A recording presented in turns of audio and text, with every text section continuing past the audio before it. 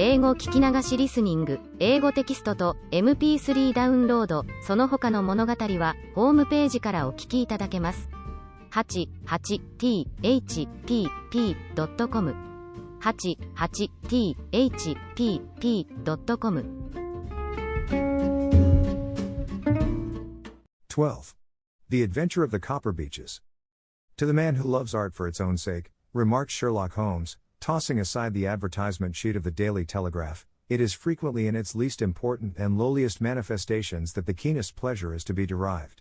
It is pleasant to me to observe, Watson, that you have so far grasped this truth that in these little records of our cases which you have been good enough to draw up, and, I am bound to say, occasionally to embellish, you have given prominence not so much to the many causes celeb and sensational trials in which I have figured but rather to those incidents which may have been trivial in themselves, but which have given room for those faculties of deduction and of logical synthesis which I have made my special province. And yet, said I, smiling, I cannot quite hold myself absolved from the charge of sensationalism which has been urged against my records. You have heard, perhaps, he observed, taking up a glowing cinder with the tongs and lighting with it the long cherrywood pipe which was wont to replace his clay when he was in a disputatious rather than a meditative mood. You have heard perhaps in attempting to put color and life into each of your statements, instead of confining yourself to the task of placing upon record that severe reasoning from cause to effect which is really the only notable feature about the thing. It seems to me that I have done you full justice in the matter, I remarked with some coldness, for I was repelled by the egotism which I had more than once observed to be a strong factor in my friend's singular character. No, it is not selfishness or conceit, said he, answering, as was his wont, my thoughts rather than my words. If I claim full justice for my art, it is because it is an impersonal thing, a thing beyond myself. Crime is common. Logic is rare. Therefore it is upon the logic rather than upon the crime that you should dwell. You have degraded what should have been a course of lectures into a series of tales. It was a cold morning of the early spring, and we sat after breakfast on either side of a cheery fire in the old room at Baker Street. A thick fog rolled down between the lines of dun-colored houses, and the opposing windows loomed like dark, shapeless blurs through the heavy yellow wreaths. Our gas was lit and shone on the white cloth and glimmer of china and metal, for the table had not been cleared yet. Sherlock Holmes had been silent all the morning, dipping continuously into the advertisement columns of a succession of papers until at last, having apparently given up his search, he had emerged in no very sweet temper to lecture me upon my literary shortcomings. At the same time, he remarked after a pause, during which he had sat puffing at his long pipe and gazing down into the fire, you can hardly be open to a charge of sensationalism, for out of these cases which you have been so kind as to interest yourself in, a fair proportion do not treat of crime, in its legal sense, at all. The small matter in which I endeavored to help the King of Bohemia, the singular experience of Miss Mary Sutherland, the problem connected with the man with the twisted lip, and the incident of the noble bachelor, were all matters which are outside the pale of the law. But in avoiding the sensational, I fear that you may have bordered on the trivial. The end may have been so, I answered, but the methods I hold to have been novel and of interest. Pshaw, my dear fellow, what do the public, the great unobservant public, who could hardly tell a weaver by his tooth or a compositor by his left thumb, care about the finer shades of analysis and deduction? But, indeed, if you are trivial, I cannot blame you, for the days of the great cases are past. Man, or at least criminal man, has lost all enterprise and originality. As to my own little practice, it seems to be degenerating into an agency for recovering lost lead pencils and giving advice to young ladies from boarding schools. I think that I have touched bottom at last, however. This note I had this morning marks my 0 point, I fancy. Read it. He tossed a crumpled letter across to me. It was dated from Montague Place upon the preceding evening, and ran thus. Dear Mr. Holmes, I am very anxious to consult you as to whether I should or should not accept a situation which has been offered to me as governess. I shall call at 10:30 tomorrow if I do not inconvenience you. Yours faithfully, Violet Hunter. Do you know the young lady? I asked. Not I. It is 10:30 now. Yes, and I have no doubt that is her ring. It may turn out to be of more interest than you think. You remember that the affair of the blue carbuncle, which appeared to be a mere whim at first, developed into a serious investigation. It may be so in this case, also. Well, let us hope so. But our doubts will very soon be solved, for here, unless I am much mistaken, is the person in question. As he spoke, the door opened and a young lady entered the room. She was plainly but neatly dressed, with a bright, quick face, freckled like a plover's egg, and with the brisk manner of a woman who has had her own way to make in the world. "You will excuse my troubling you, I am sure," said she, as my companion rose to greet her, "but I have had a very strange experience, and as I have no parents or relations of any sort from whom I could ask advice, I thought that perhaps you would be kind enough to tell me what I should do." "Pray take a seat, Miss Hunter. I shall be happy to do anything that I can to serve you." I could see that Holmes was favorably impressed by the manner and speech of his new client. He looked her over in his searching fashion, and then composed himself, with his lids drooping and his fingertips together, to listen to her story.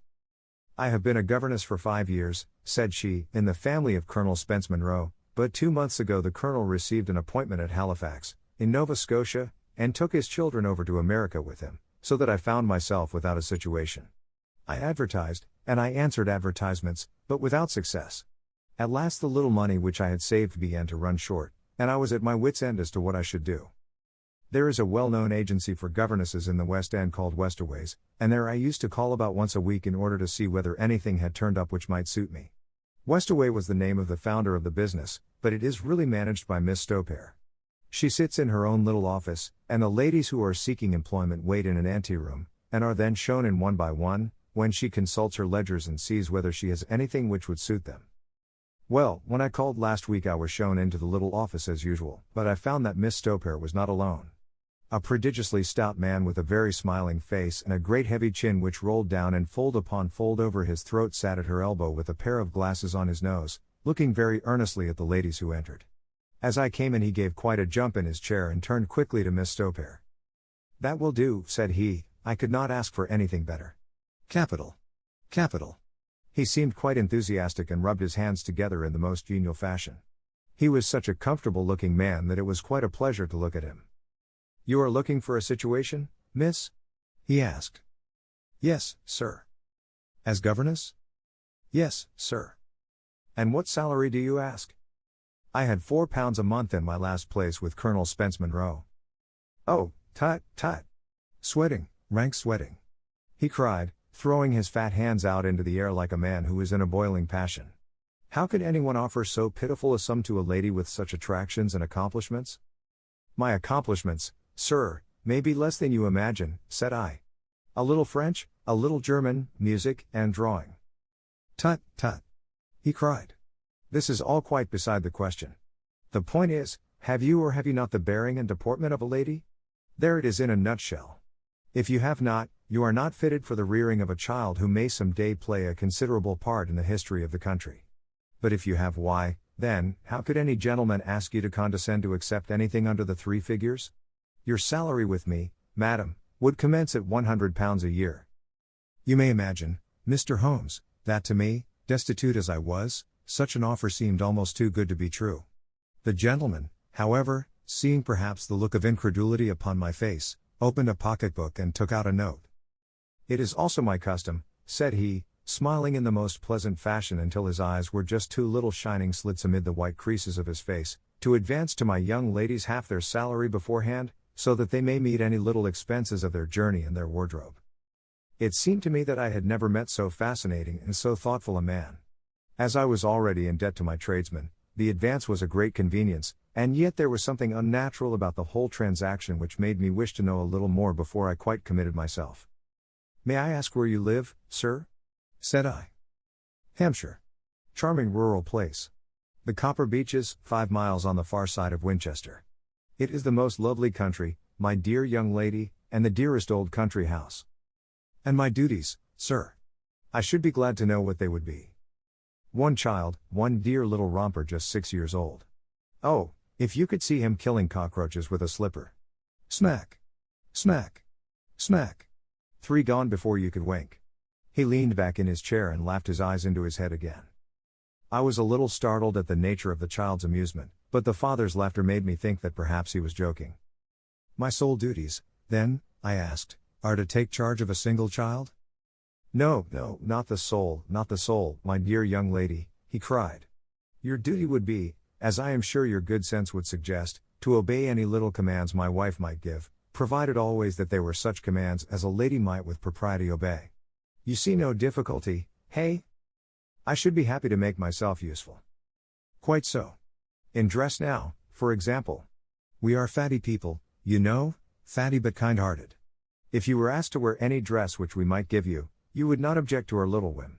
Hey! No, said I, considerably astonished at his words. Or to sit here, or sit there, that would not be offensive to you? Oh no.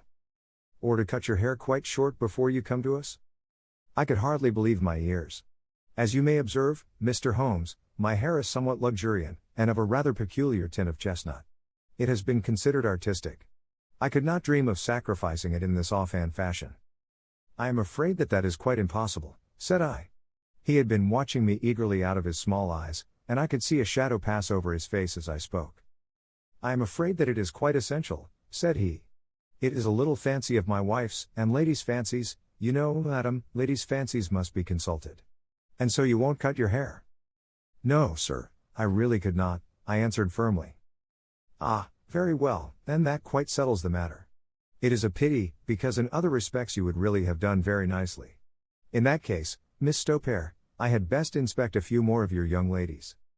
The manageress had sat all this while busy with her papers without a word to either of us, but she glanced at me now with so much annoyance upon her face that I could not help suspecting that she had lost a handsome commission through my refusal. Do you desire your name to be kept upon the books? She asked. If you please, Miss Stopare. Well, really, it seems rather useless, since you refuse the most excellent offers in this fashion, said she sharply.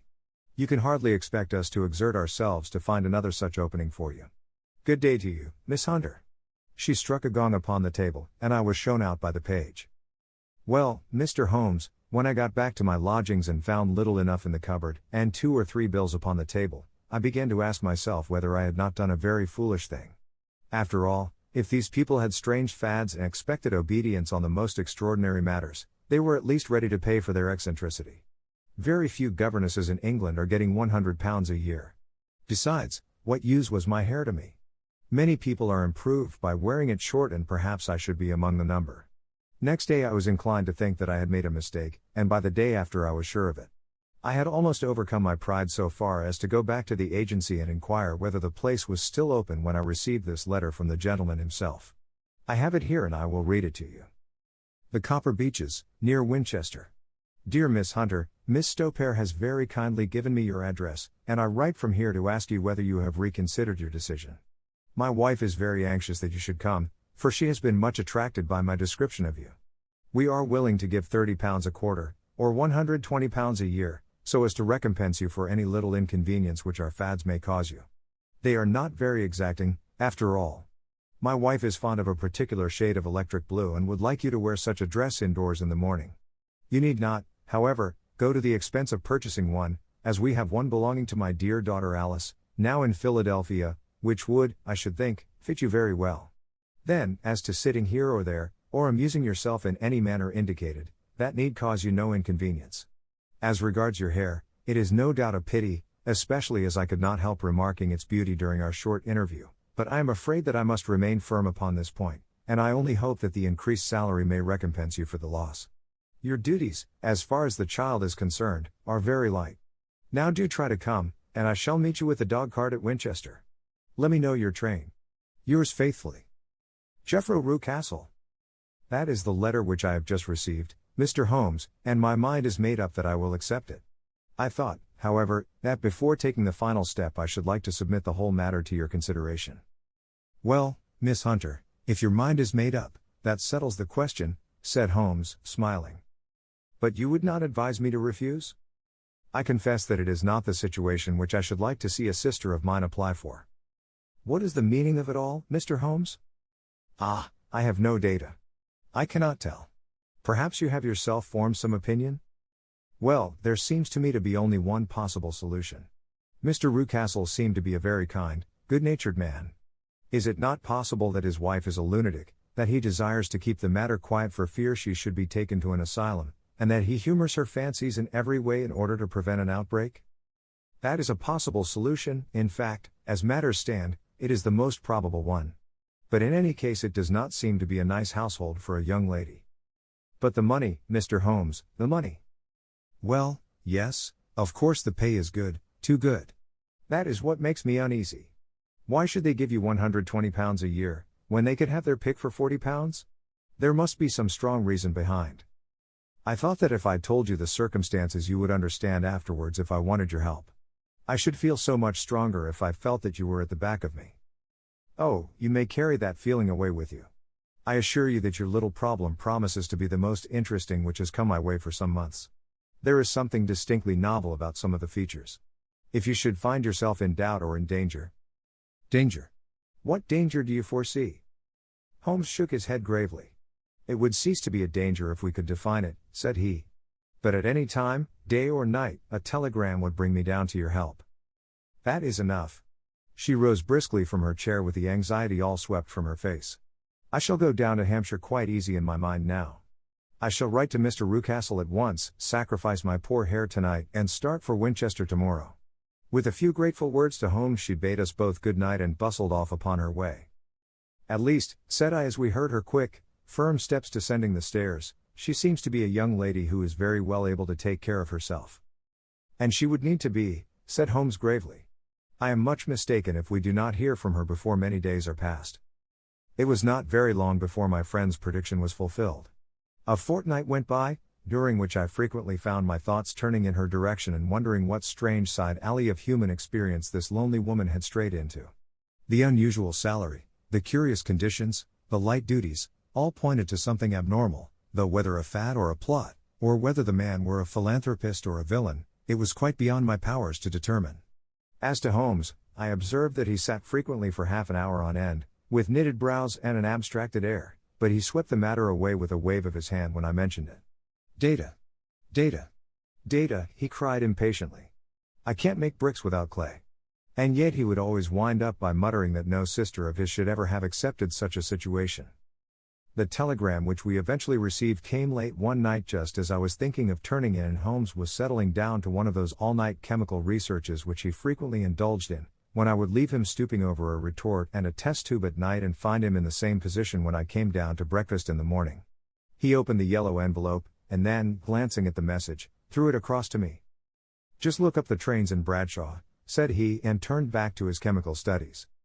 The summons was a brief and urgent one.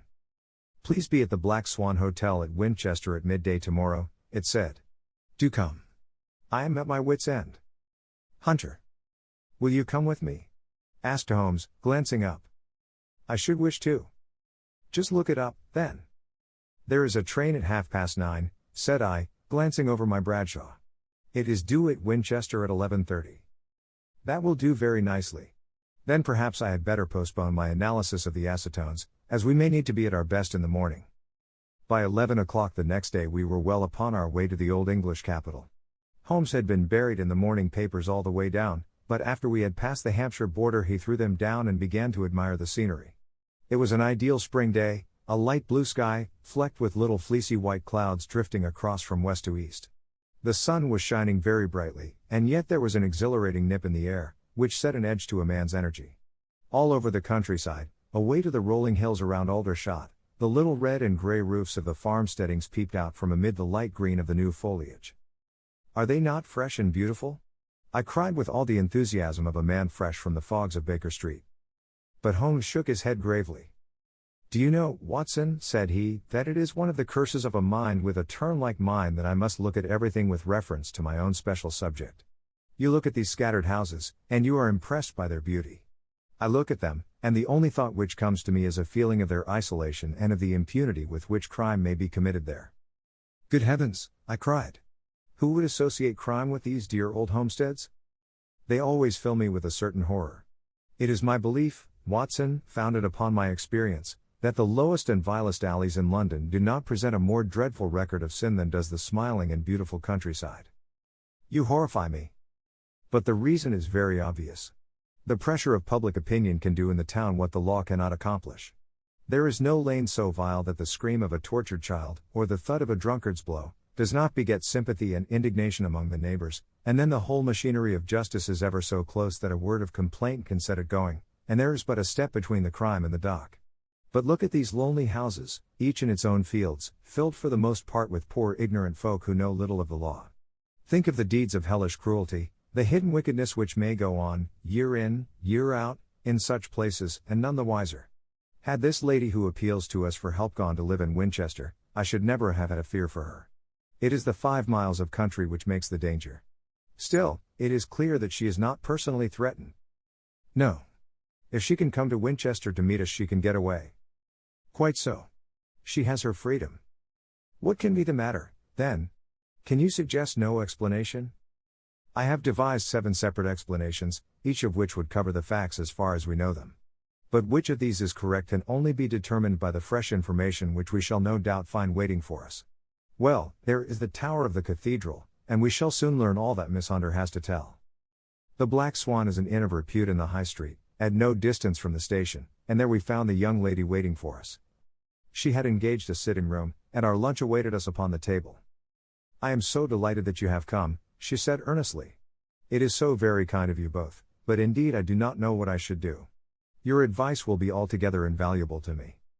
Pray tell us what has happened to you. I will do so, and I must be quick, for I have promised Mr. Rucastle to be back before 3. I got his leave to come into town this morning, though he little knew for what purpose. Let us have everything in its due order. Holmes thrust his long thin legs out towards the fire and composed himself to listen. In the first place, I may say that I have met, on the whole, with no actual ill treatment from Mr. and Mrs. Rucastle. It is only fair to them to say that. But I cannot understand them, and I am not easy in my mind about them. What can you not understand? Their reasons for their conduct. But you shall have it all just as it occurred.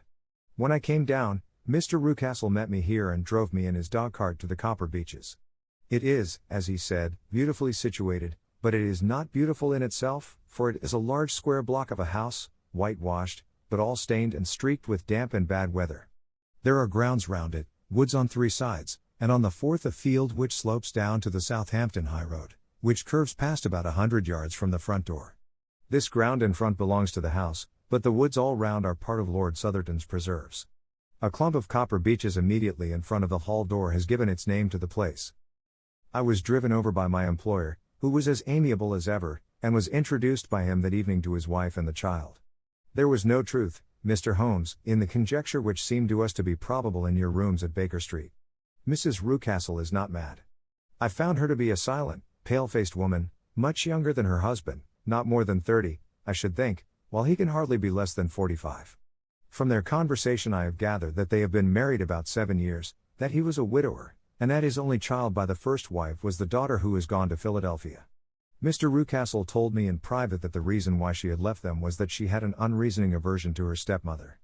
As the daughter could not have been less than 20, I can quite imagine that her position must have been uncomfortable with her father's young wife. Mrs. Rucastle seemed to me to be colorless in mind as well as in feature. She impressed me neither favorably nor the reverse. She was a nonentity. It was easy to see that she was passionately devoted both to her husband and to her little son. Her light gray eyes wandered continually from one to the other, noting every little one and forestalling it if possible. He was kind to her also in his bluff, boisterous fashion, and on the whole they seemed to be a happy couple. And yet she had some secret sorrow, this woman. She would often be lost in deep thought, with the saddest look upon her face. More than once I have surprised her in tears. I have thought sometimes that it was the disposition of her child which weighed upon her mind, for I have never met so utterly spoiled and so ill-natured a little creature.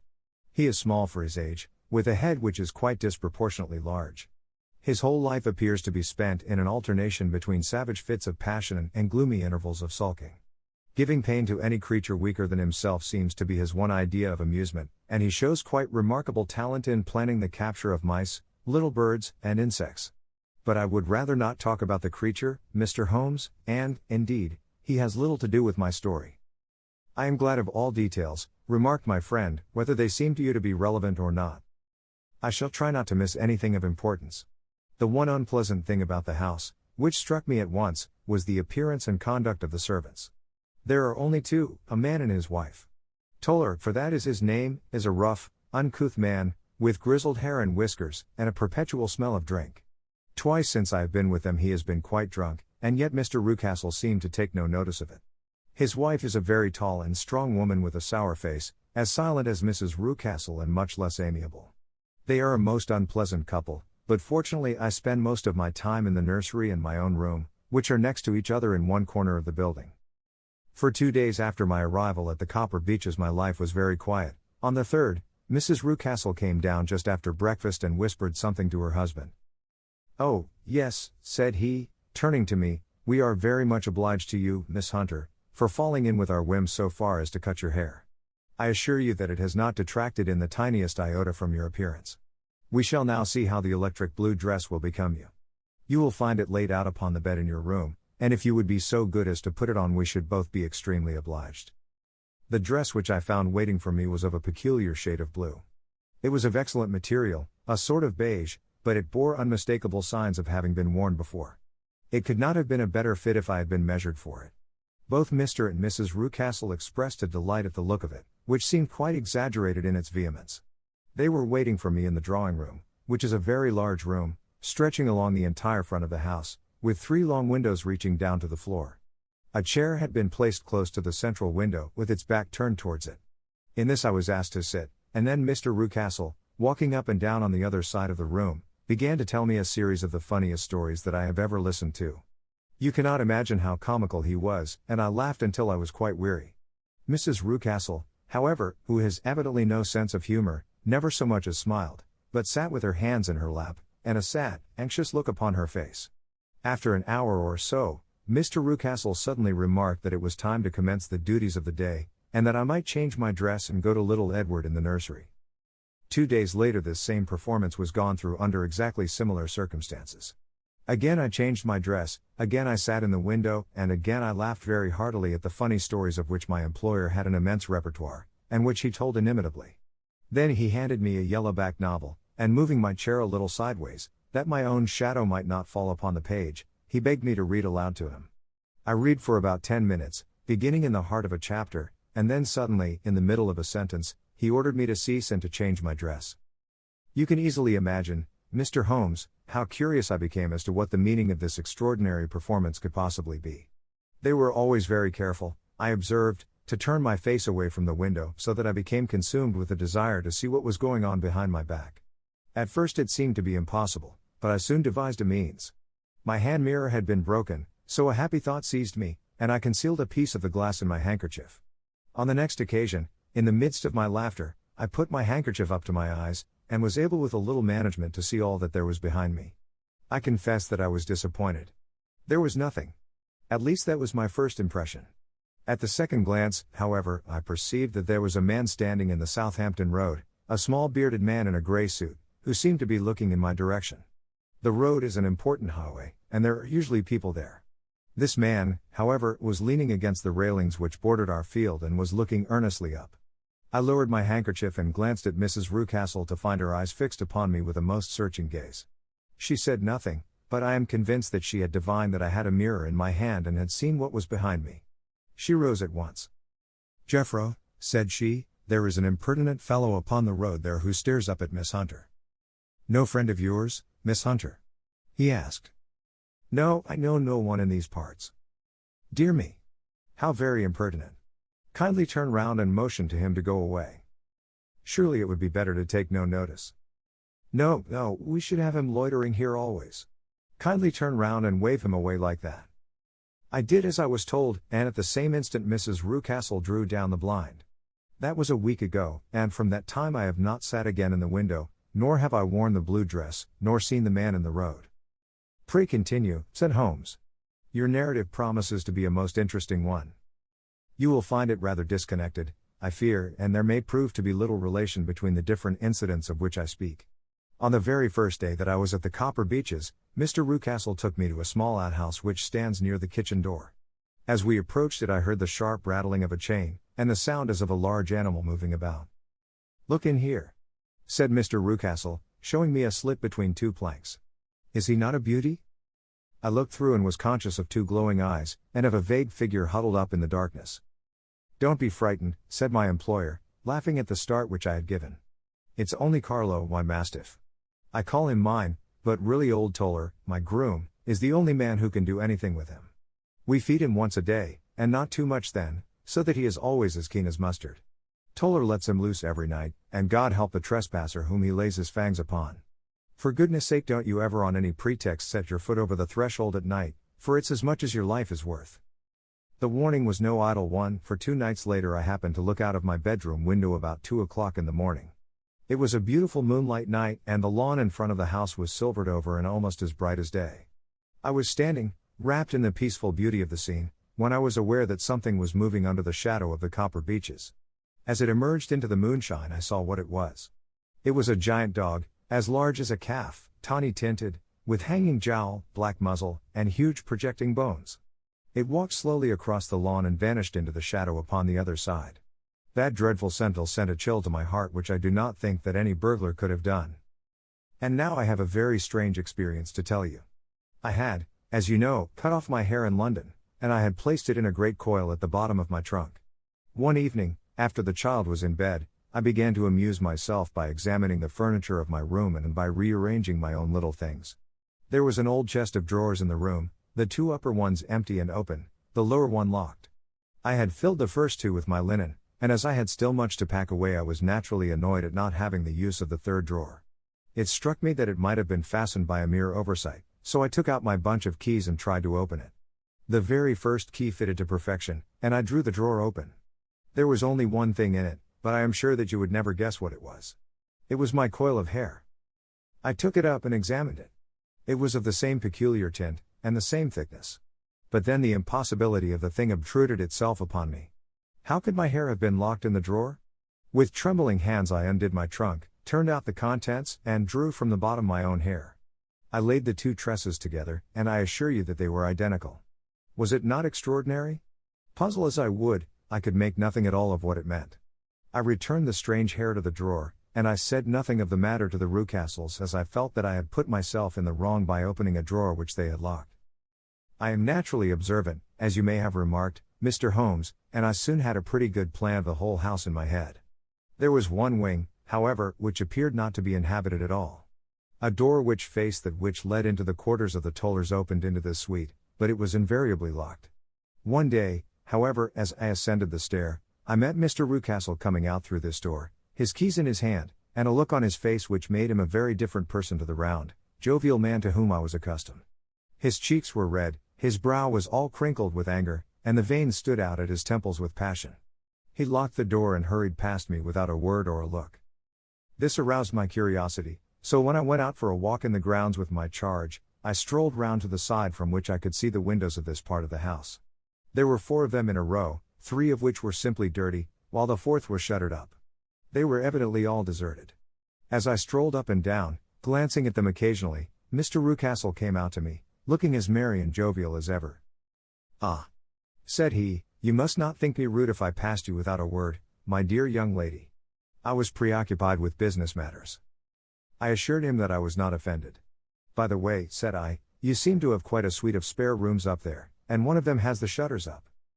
He looked surprised and, as it seemed to me, a little startled at my remark. "Photography is one of my hobbies," said he. "I have made my dark room up there. But, dear me, what an observant young lady we have come upon. Who would have believed it? Who would have ever believed it?" He spoke in a jesting tone, but there was no jest in his eyes as he looked at me. I read suspicion there and annoyance, but no jest. Well, Mr. Holmes, from the moment that I understood that there was something about that suite of rooms which I was not to know, I was all on fire to go over them. It was not mere curiosity, though I have my share of that. It was more a feeling of duty, a feeling that some good might come from my penetrating to this place. They talk of woman's instinct, perhaps it was woman's instinct which gave me that feeling. At any rate, it was there, and I was keenly on the lookout for any chance to pass the forbidden door. It was only yesterday that the chance came. I may tell you that, besides Mr. Rucastle, both Toller and his wife find something to do in these deserted rooms, and I once saw him carrying a large black linen bag with him through the door. Recently he has been drinking hard, and yesterday evening he was very drunk, and when I came upstairs there was the key in the door. I have no doubt at all that he had left it there. Mr. and Mrs. Rucastle were both downstairs, and the child was with them, so that I had an admirable opportunity. I turned the key gently in the lock, opened the door, and slipped through. There was a little passage in front of me, unpapered and uncarpeted, which turned at a right angle at the farther end. Round this corner were 3 doors in a line, the first and third of which were open.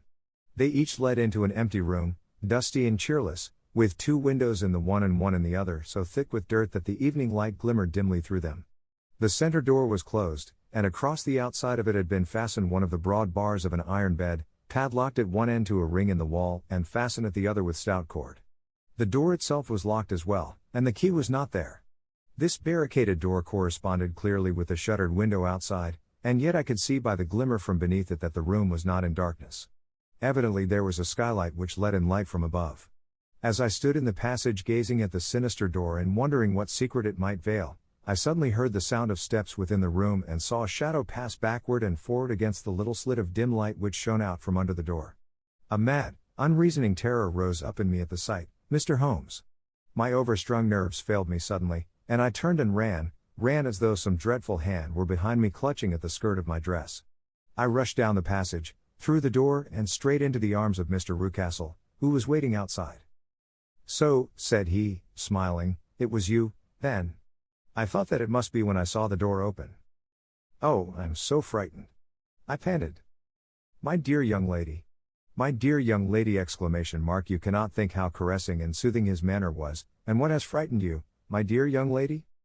But his voice was just a little too coaxing. He overdid it. I was keenly on my guard against him.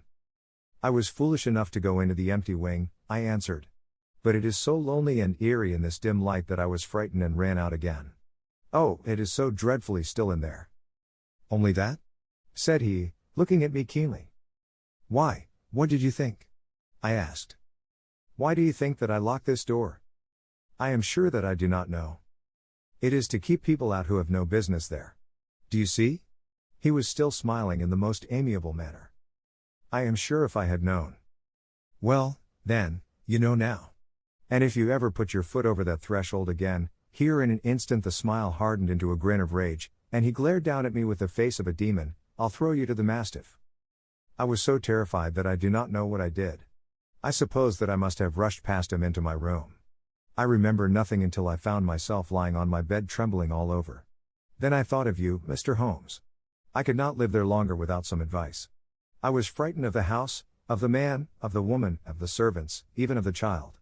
They were all horrible to me. If I could only bring you down, all would be well. Of course I might have fled from the house, but my curiosity was almost as strong as my fears. My mind was soon made up. I would send you a wire. I put on my hat and cloak, went down to the office, which is about half a mile from the house, and then returned, feeling very much easier. A horrible doubt came into my mind as I approached the door lest the dog might be loose, but I remembered that Toller had drunk himself into a state of insensibility that evening, and I knew that he was the only one in the household who had any influence with the savage creature, or who would venture to set him free. I slipped in safety and lay awake half the night in my joy at the thought of seeing you. I had no difficulty in getting leave to come into Winchester this morning, but I must be back before 3 o'clock, for Mr. and Mrs. Rucastle are going on a visit, and will be away all the evening, so that I must look after the child. Now I have told you all my adventures, Mr. Holmes, and I should be very glad if you could tell me what it all means, and, above all, what I should do." Holmes and I had listened spellbound to this extraordinary story. My friend rose now and paced up and down the room, his hands in his pockets, and an expression of the most profound gravity upon his face. "Is Toller still drunk?" he asked. "Yes. I heard his wife tell Mrs. Rucastle that she could do nothing with him." "That is well. And the Rucastles go out tonight?" "Yes." "Is there a cellar with a good strong lock?" "Yes, the wine cellar." "You seem to me to have acted all through this matter like a very brave and sensible girl, Miss Hunter. Do you think that you could perform one more feat? I should not ask it of you if I did not think you a quite exceptional woman." "I will try. What is it?" "We shall be at the Copper Beeches by 7 o'clock, my friend and I. The Rucastles will be gone by that time, and Toller will, we hope, be incapable.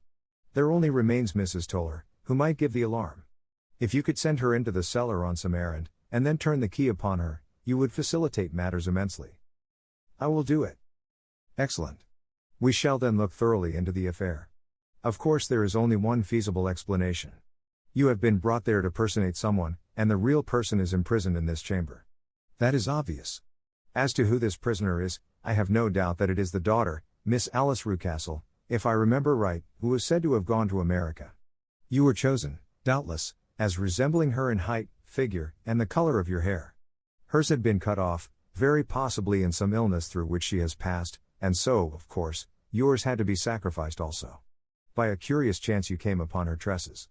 The man in the road was undoubtedly some friend of hers, possibly her fiancé, and no doubt, as you wore the girl's dress and were so like her, he was convinced from your laughter, whenever he saw you, and afterwards from your gesture, that Miss Rucastle was perfectly happy, and that she no longer desired his attentions. The dog is let loose at night to prevent him from endeavoring to communicate with her. So much is fairly clear. The most serious point in the case is the disposition of the child. What on earth has that to do with it? I ejaculated. My dear Watson, you as a medical man are continually gaining light as to the tendencies of a child by the study of the parents. Don't you see that the converse is equally valid? I have frequently gained my first real insight into the character of parents by studying their children. This child's disposition is abnormally cruel, merely for cruelty's sake, and whether he derives this from his smiling father, as I should suspect, or from his mother, it bodes evil for the poor girl who is in their power. I am sure that you are right, Mr. Holmes, cried our client. 1,000 things come back to me which make me certain that you have hit it. Oh, let us lose not an instant in bringing help to this poor creature. We must be circumspect, for we are dealing with a very cunning man. We can do nothing until 7 o'clock. At that hour we shall be with you, and it will not be long before we solve the mystery. We were as good as our word, for it was just 7 when we reached the Copper Beeches, having put up our trap at a wayside public house. The group of trees, with their dark leaves shining like burnished metal in the light of the setting sun, were sufficient to mark the house even had Miss Hunter not been standing smiling on the doorstep. Have you managed it? Asked Holmes. A loud thudding noise came from somewhere downstairs. That is Mrs. Toller in the cellar, said she. Her husband lies snoring on the kitchen rug. Here are his keys, which are the duplicates of Mr. Rucastle's. You have done well indeed, cried Holmes with enthusiasm. Now lead the way, and we shall soon see the end of this black business. We passed up the stair, unlocked the door, followed on down a passage, and found ourselves in front of the barricade which Miss Hunter had described. Holmes cut the cord and removed the transverse bar. Then he tried the various keys in the lock, but without success. No sound came from within, and at the silence Holmes' face clouded over. I trust that we are not too late, said he. I think, Miss Hunter, that we had better go in without you. Now, Watson, put your shoulder to it, and we shall see whether we cannot make our way in. It was an old rickety door and gave it once before our united strength. Together we rushed into the room. It was empty. There was no furniture save a little pallet bed, a small table, and a basketful of linen. The skylight above was open, and the prisoner gone. There has been some villainy here, said Holmes. This beauty has guessed Miss Hunter's intentions and has carried his victim off. But how? Through the skylight. We shall soon see how he managed it. He swung himself up onto the roof. Ah, yes, he cried, here is the end of a long light ladder against the eaves. That is how he did it. But it is impossible, said Miss Hunter, the ladder was not there when the Rucastles went away. He has come back and done it. I tell you that he is a clever and dangerous man. I should not be very much surprised if this were he whose step I hear now upon the stair. I think, Watson, that it would be as well for you to have your pistol ready. The words were hardly out of his mouth before a man appeared at the door of the room, a very fat and burly man, with a heavy stick in his hand.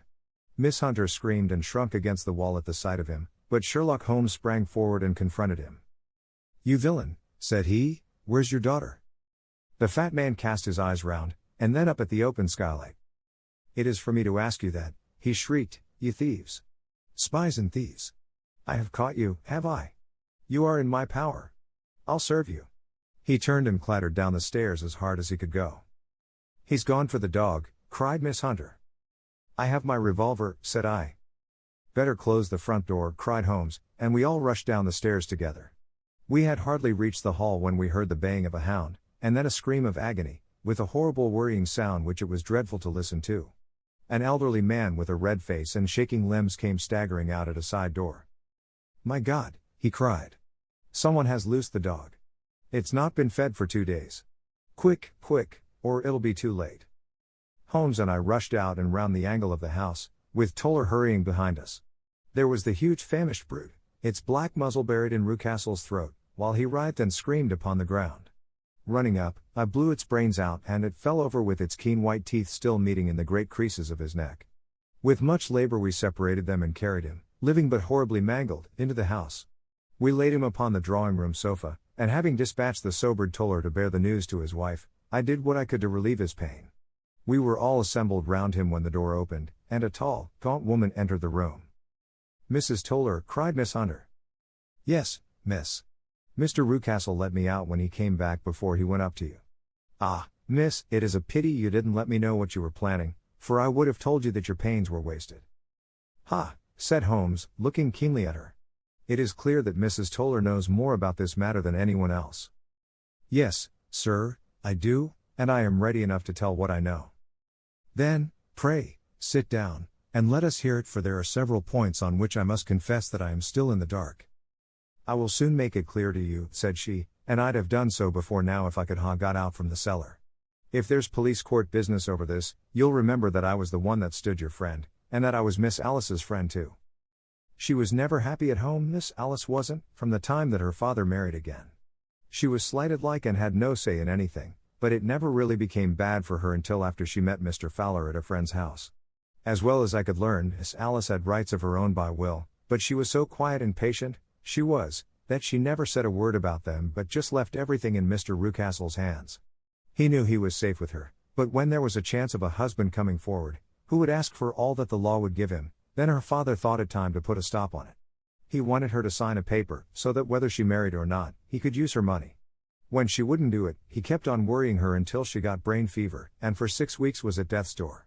Then she got better at last, all worn to a shadow, and with her beautiful hair cut off, but that didn't make no change in her young man, and he stuck to her as true as man could be. Ah, said Holmes, I think that what you have been good enough to tell us makes the matter fairly clear, and that I can deduce all that remains. Mr. Rucastle then, I presume, took to this system of imprisonment? Yes, sir.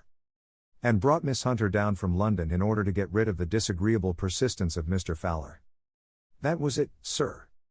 But Mr. Fowler, being a persevering man, as a good seaman should be, blockaded the house, and having met you succeeded by certain arguments, metallic or otherwise, in convincing you that your interests were the same as his.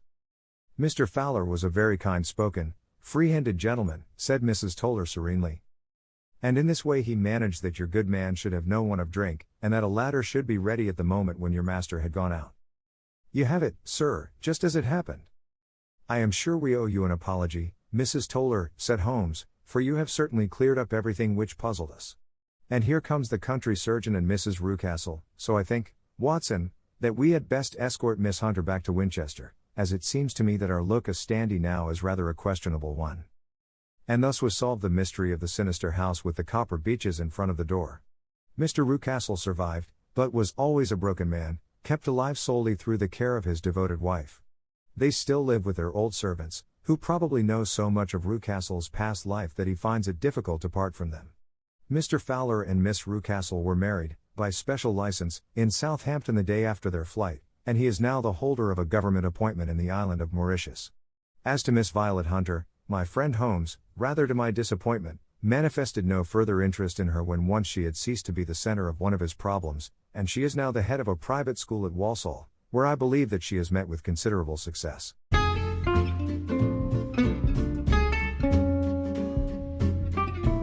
英語聞き流しリスニング、英語テキストと MP3 ダウンロード、その他の物語はホームページからお聞きいただけます。